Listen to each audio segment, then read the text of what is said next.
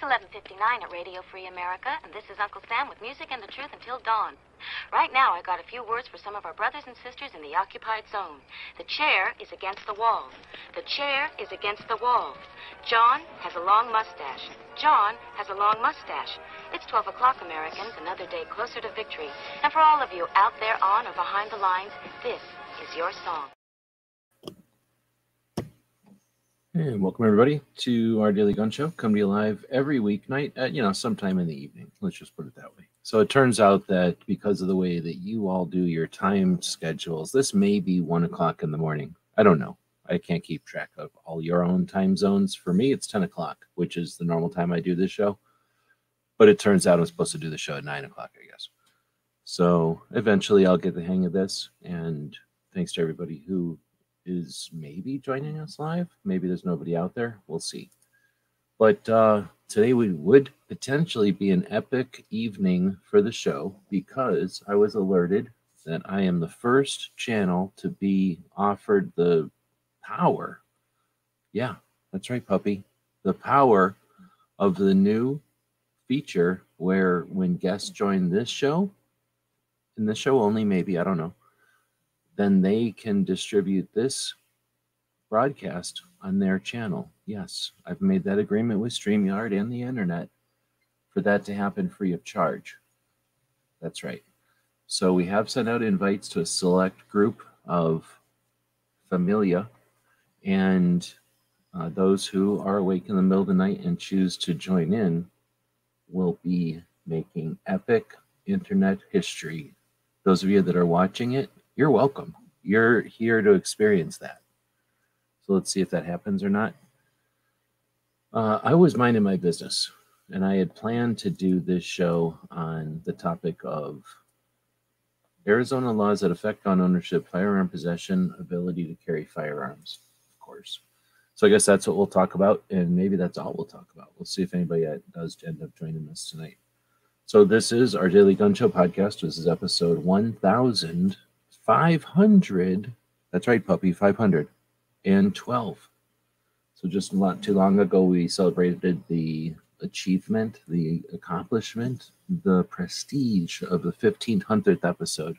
I don't know if any other podcast in history has reached that milestone, but we just breezed right past it like a bullet train headed towards the horizon. So thanks for joining us. Every weeknight we go live, right? And we do that because we enjoy this interactive nature of the internet. If you're out there, we can see it because we have this little radar thing that shows us that you're there. However, if you're not typing anything, the rest of the people can't see that you're there, and you can't prove it that you're here.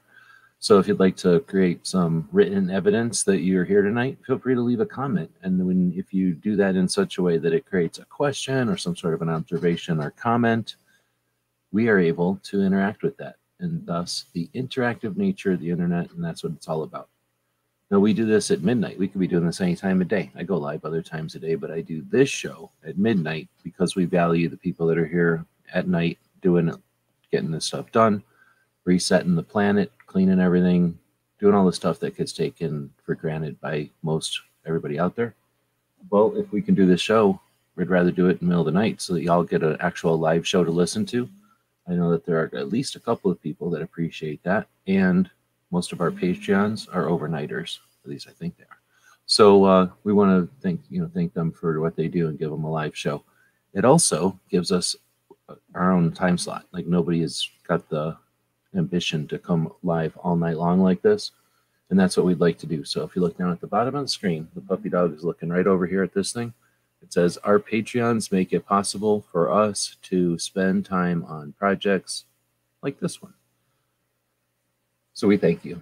And if you'd like to participate in that, you can jump over to this address, patreon.com/gunwebsites. I'm going to encourage you to take $20, give $5 to us, and then go take a look around. You're going to find other projects that you find of value. Put $2 here, $3 there, $5 here, $10 there, whatever you're going to do, and then give it a couple of 5 months.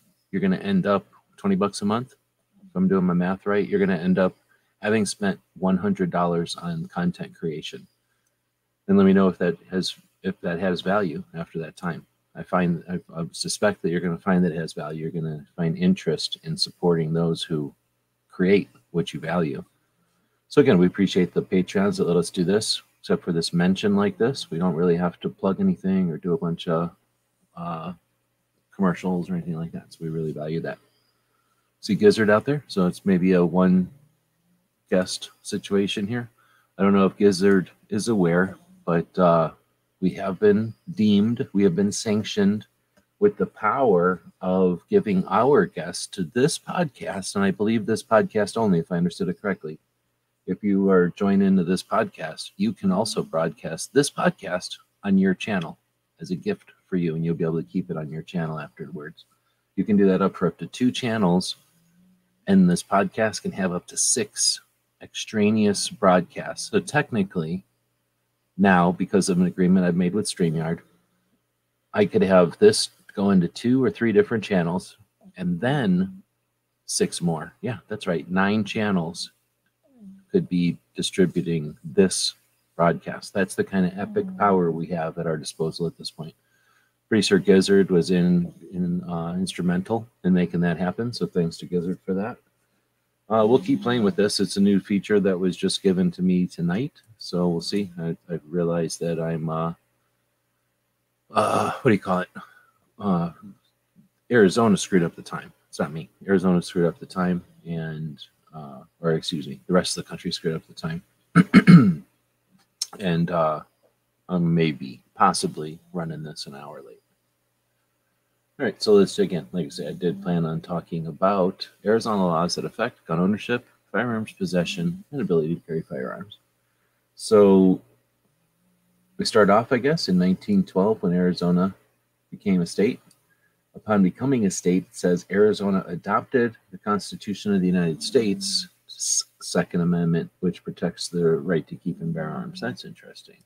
So I'm going to verify that with some of my data and see if I go over here to state Second Amendments. Did I put the dates that the states took them? No, I didn't.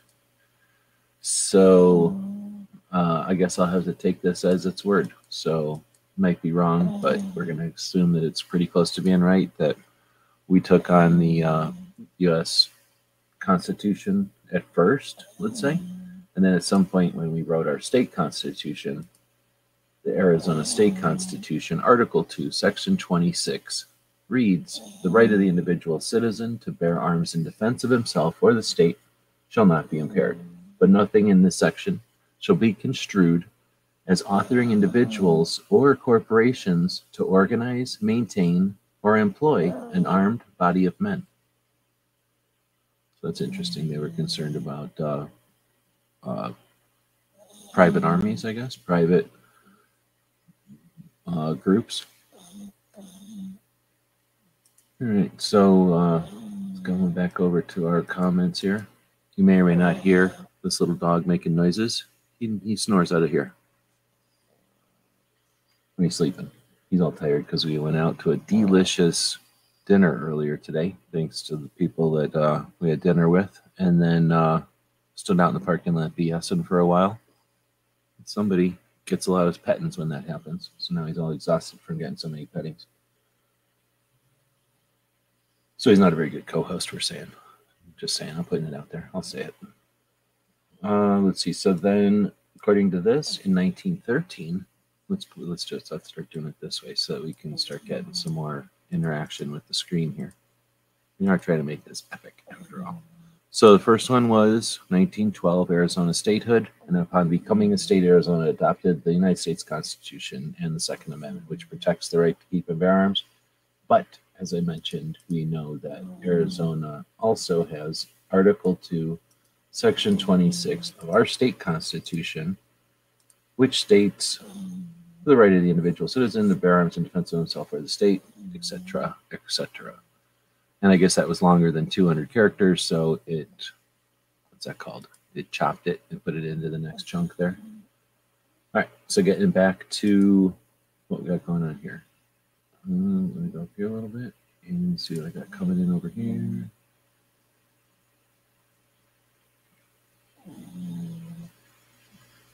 Oh, I guess he's talking about people who gifted memberships. Seems like a bunch of people have been gifting memberships. Much appreciated. Thank you for that.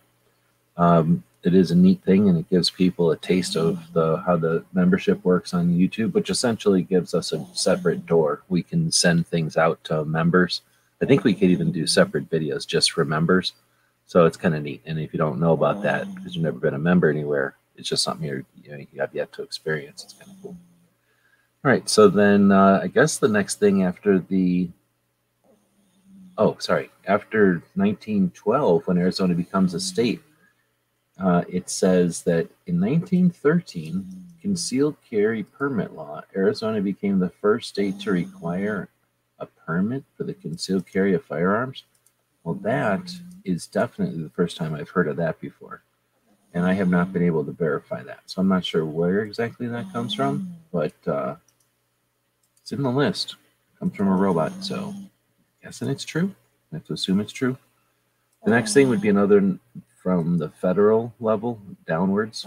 1934, the National Firearms Act, a federal law that regulated the manufacture, sale, and possession of a group of firearms, including machine guns, short barrel rifle, short barrel shotguns, suppressors, and then a whole group of things they called any other weapons. So in 1934, of course, that national law applied to the land or to all the states. So, Arizona fell into that. According to this, it wasn't until 1968 with the Gun Control Act that there was the next major effect on individuals' ability to possess, own, or carry firearms. I guess ownership and possession is kind of similar. I think I was going for ownership and manufacture, and I put the wrong keyword in there. All right, so next up in 1994, there was the assault weapons ban, which prohibited the manufacture, sale, possession of certain firearms that they started using that branding of assault weapons on. Then there was the same year, Arizona became shall issue. So we had concealed carry, but it was may issue from 1913 until 1994, meaning the state sheriff, whoever, could have discretion. And if they thought you were a good enough character or whatever, to get a concealed carry or to be deemed, able to carry concealed carry. So in 1994 is when Arizona said, nah, if somebody wants to carry, they can just go ahead and carry. So there was a requirement on the permit, the CCW, that you had to take some training and stuff, and people were apprehensive. People had been convinced that firearms were somehow only carried by the evil or by the bad, and that opening up that opportunity to everyone would create evil and bad. Well, it took them a little while to get over that, and Arizona doing some of these things when they did them broke the ice. I'm not going to say they were always the icebreaker, but they certainly right there at the beginning for most of this. And if they weren't the first, they were the second or right at the beginning of these waves. So part of the change for sure. Then in 2010, we had concealed carry. July 30th, it took effect of 2010. And, well, this will be 23. So 13 years later, no blood in the streets, no gunfights over parking spots, none of the mayonnaise jar dropping in the store and everyone returning fire. None of the concerns or the crazy, unrealistic, demeaning, and underhanded misconceptions about firearms. Either completely ignorant or completely devious misunderstandings and mischaracterizations of what would happen when an individual is able to carry without the permission of the state and without some sort of rigid indoctrination or training or some kind of perceived awareness of threats, as if people who drive vehicles and deal with everything from mountain lions to heavy things falling aren't able to incorporate another potentially dangerous tool into their lives without extra, again, unreasonable training and stuff. So, so we got constitutional carry, which essentially means that a law-abiding resident, actually a law-abiding individual who stands in the state of Arizona, who's able to possess the firearm, can carry that firearm any way they want. And that means anyone who stands in the state of Arizona who's able to legally possess the thing in their hands can put it into their pocket however they want, which means all the people who aren't from here putting guns in their pocket. And guess what? No change in any kind of crime rates or anything. Well, probably a decrease to some extent, but very little change in crime rates or anything. Definitely no changes in murder rates. Next, 1994, the assault weapons ban. Oh, wait, I'm going the wrong way. We had 2011 Castle Doctrine, which expanded the rights of self-defense. That allows deadly force in certain situations to protect themselves. And that would probably read on their property.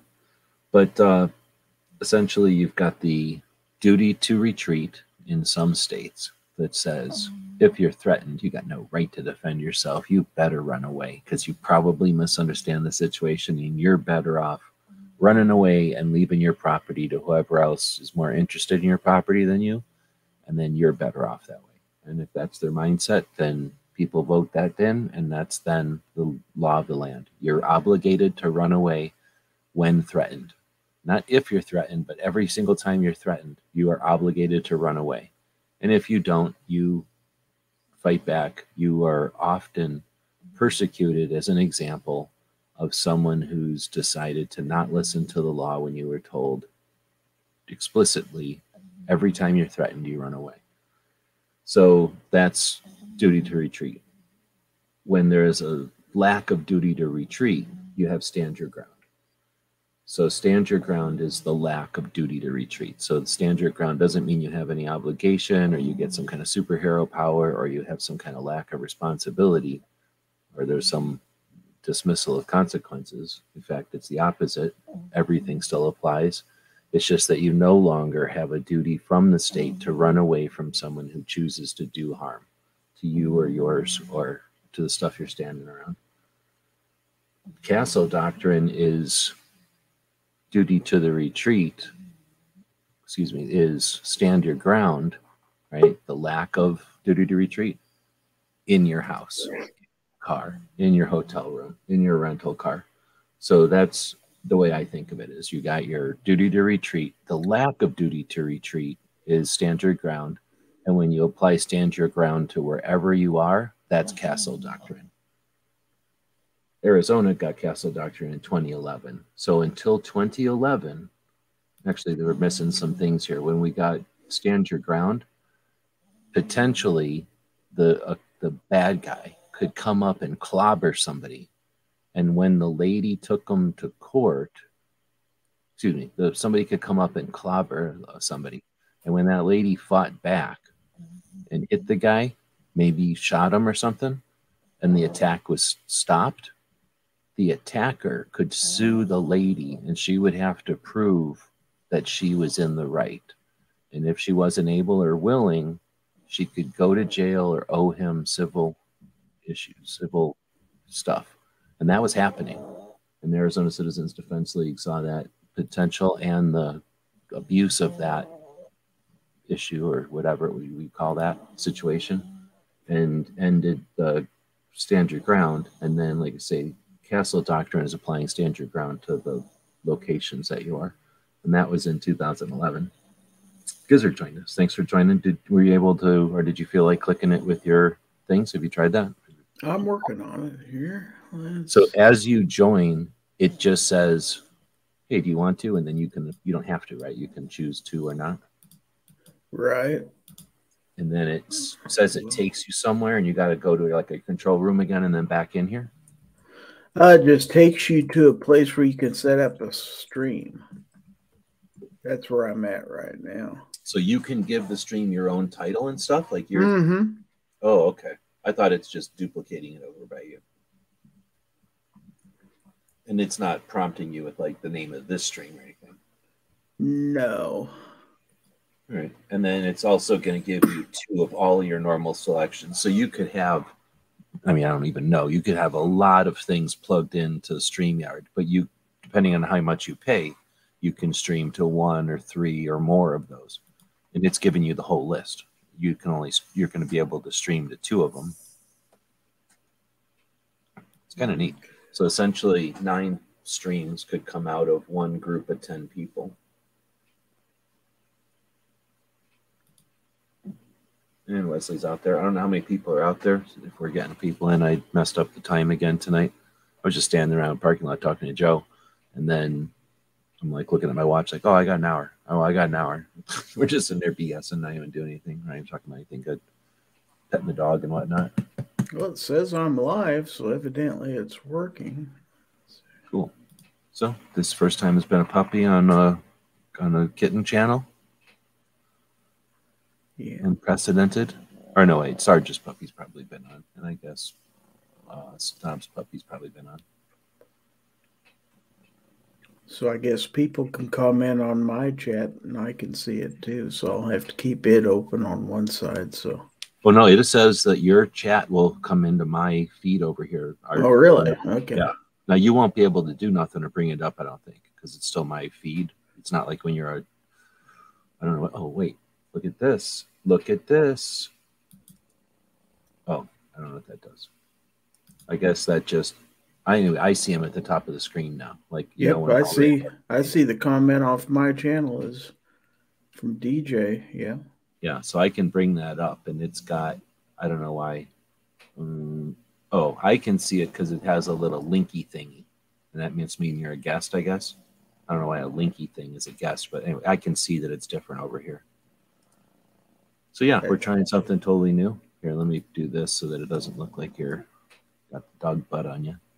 And then DJ said he got a notification too. So that means you could go live, bring people in from 9 different channels, and every single one of those channels could say, hey, when we're done being live, go over to XYZ's channel. Everyone could leave a trailer, or no, redirect or whatever it's called, to a single channel. So you could have one channel go live, chat up something that's about to happen, and then all 9 channels point to it. I wonder if there's any power there. I wonder if that does anything, if that's enough to like tip the island over or whatever. I don't know, but in a lot of cases, like, for example, if I had you as a guest on Foul Territory and you went ahead and decided to share the stream on your channel, where you're going to reach a heck of a lot more people than I do because you have a higher sub count. So that's a potential of my show being seen by a lot more people. No, so that's exactly what I was thinking too.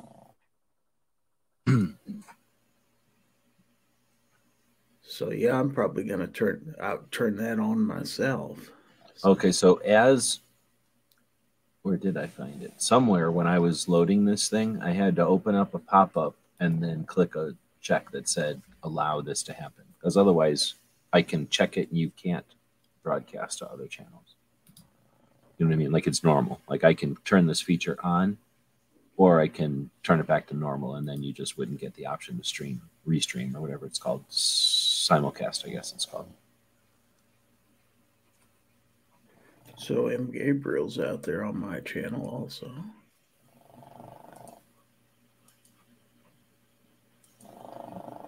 Oh, so okay. That you got a little link icon next to, yeah, that shows it's a linked. Yep. And then this S is because DJ's a channel member of yours. Whatever the thing is after his name. Yeah, he's a channel member. So that's just their way of figuring out how to bring an icon over. I'm good. I mean, if I'm listing all the software I pay for, I am not really complaining about StreamYard. It's not free. It's $25, but it's definitely, I use it constantly, and it is feature rich, and they keep adding stuff. So yeah, thanks everybody for joining us. I've been digging into this Arizona thing. I don't know how much you've been listening to. I just had a robot tell me the Arizona laws, though. The Arizona laws that affect gun ownership, firearms possession, ability to carry firearms. So when we do these Tuesday dives into states, you know, we've got another angle. We're going to let robots give us their interpretation of our gun history. It's skipping things, and I'm not. Have you? I mean, you by any chance have you ever heard of 1913 concealed carry permit law of Arizona being the first state to require a permit for concealed carry? Mm-mm. I don't think I've ever heard of that, or anyone ever mentioned the first state to require CCW. So I've just never heard that before. It just kind of all the times I've researched Arizona law, I can't find anything of this today, and I've never heard of it before. So I'm not sure if the robots are just making shit up so it looks cool, or if it found something I don't know about. I'm intrigued, but I don't know. So anyway, there's two more. I kind of went through them all already. So we're up to 2019, and there's definitely more little petty ones, I guess you could say. Probably not petty, but like ones that don't have national or never made like real news. And I'm guessing it skipped those because I know the Arizona Citizens Defense League's pretty active, and you know, they did a heck of a lot more in those 8 years than nothing. But the next one they bring up is the Safe School Act, which allows some school employees to carry firearms on campus with proper training and certification. I guess we've had that since 2019. And then it says in 2021, we became a Second Amendment sanctuary. Declares that Arizona will not comply with federal laws and regulations that infringe on the right to keep and bear arms as protected by that Constitution. So, I don't know, I guess that's about what I had here. We're kind of late, so I sent that link out to like 30 people, but after I sent it and kind of sat around here for a second, I went, oh, wait a minute. Like, I think I got the time wrong. So I think I sent it to everybody like 1 a.m. I mean, I have the right time on the email, but I didn't realize I'm sending it out an hour after the show's normally started. Yeah, it's 1 a.m. here, so. Yeah. All right, well, we did a long show yesterday. I don't think I'll push our luck. Unless you've got something to chat about, I do appreciate coming in and helping us check out that mechanism. Well, you know, that's if fine. we would I have was had this, kind of interested to see how it worked. Now I have firsthand experience with it. So yeah, exactly. So I just got, I mean, that was the first time I saw it. You said you just saw it for the first time today too? Yeah. All right. So yeah, I'm going to go ahead and say we were the first ones to use their feature ever. And probably because we're the two that use the software the most. We're like the most deserving of having free accounts for life. I'm just saying. I agree. So I'll end it. Me and Gizzard can chat offline or whatever. We'll be back tomorrow with more show. But I just had a lot of stuff going on. And I do appreciate the people that are here live an hour late. But I'll take the opportunity to make a short show tonight, and we'll be back strong again tomorrow. You got anything to plug, Gizzard? Well, once again, Friday night, Foul Territory, we'll be celebrating St. Patrick's Day and talking some guns and some 2A and having a good time. So hope to see everybody there, and thanks for the invite. You bet. Thanks again for jumping in so we could test that. All right, I'm going to throw a commercial up here at the end. You know what I think they could do is put the video clips at the top. It makes, oh wait, can we move these and I'm just stupid? No, we can't move them. It makes no sense to have, what is it?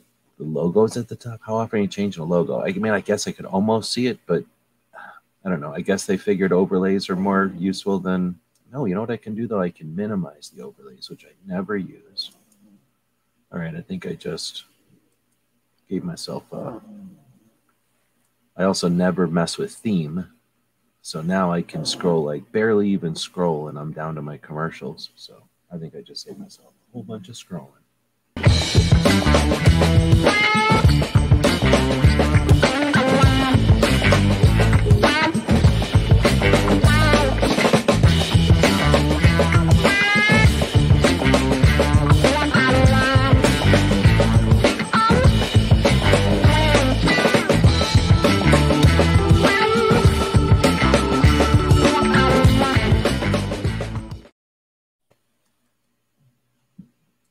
Just as I